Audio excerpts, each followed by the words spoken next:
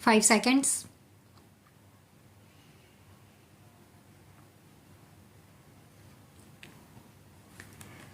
Madam Speaker, I rise to present the budget for the year 2016-17. I am presenting this budget when the global economy is in serious crisis. Global growth has slowed down from 3.4% in 2014 to 3.1% in 2015. Financial markets have been battered and global trade has contracted. Amidst all these global headwinds, the Indian economy has held its ground firmly. Thanks to our inherent strengths and the policies of this government, a lot of confidence and hope continues to be built around India. The International Monetary Fund has held India as a bright spot amidst a slowing global economy.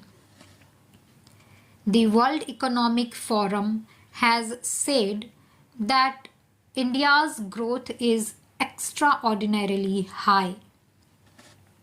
We accomplished this despite very unfavorable conditions and despite the fact that we inherited an economy of low growth, high inflation, and zero investor confidence in government's capability to govern. We converted these difficulties and challenges into opportunities. Let us look at our achievements compared to the last 3 years of the previous government, when growth had decelerated to 6.3%. The growth of GDP has now accelerated to 7.6%. This was possible notwithstanding the contraction of global exports by 4.4% compared to 7.7% growth in world exports during the last 3 years of the previous government. CPI inflation was at 9.4% during the last 3 years of the previous government. Under our government, CPI inflation has come down to 5.4%, providing big relief to the public. This was accomplished despite 2 consecutive years of monsoon shortfall of 13% compared to normal rainfall in the last 3 years of the previous government. Our external situation is robust.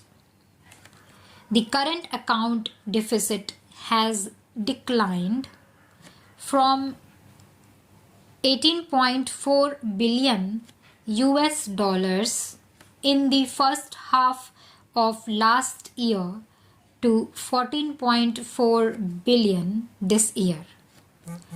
It is projected to be 1.4% of GDP at the end of this year. Our foreign exchange reserves are at the highest ever level of about 350 billion US dollars. Our initiatives in the last 21 months have not only placed the economy on a faster growth trajectory but have bridged the trust deficit created by the previous government. We believe in the principle that money with the government belongs to the people and we have the sacred responsibility to spend it prudently and wisely for the welfare of our people, especially the poor and the downtrodden. We have increased our plan expenditure at the RE stage in 2015-16 in contrast to the usual practice of reducing it. We achieved this despite adopting the 14th Finance Commission recommendations, which increased devolution to the states by 55%. We must now look ahead. The risks of further global slowdown and turbulence are mounting. This complicates the task of economic management for India. It has three serious implications for us. First, we must strengthen our firewalls against these risks by ensuring macroeconomic stability and prudent fiscal management. Second, since foreign markets are weak, we must rely on domestic demand and Indian markets to ensure that India's growth does not slow down. And third, we must continue with the pace of economic reforms and policy initiatives to change the lives of our people for the better. We see these challenges as opportunities. The financial years 2015-16 and 2016-17 have been and will be extremely challenging for government expenditure. The 14th Finance Commission has reduced the central share of taxes to 58% from the 68%. In the financial year 2015-16, we managed to improve upon the budgeted expenditure due to revenue increase, notwithstanding the steep reduction in the central share of taxes. The next financial year 2016-17 will cast an additional burden on account of the recommendations of the 7th Central Pay Commission and the implementation of Defence OROP. The government, therefore, has to prioritize its expenditure. We wish to enhance expenditure in the farm and rural sector, the social sector, the infrastructure sector, and provide for recapitalization of the banks. This will address those sectors which need immediate attention.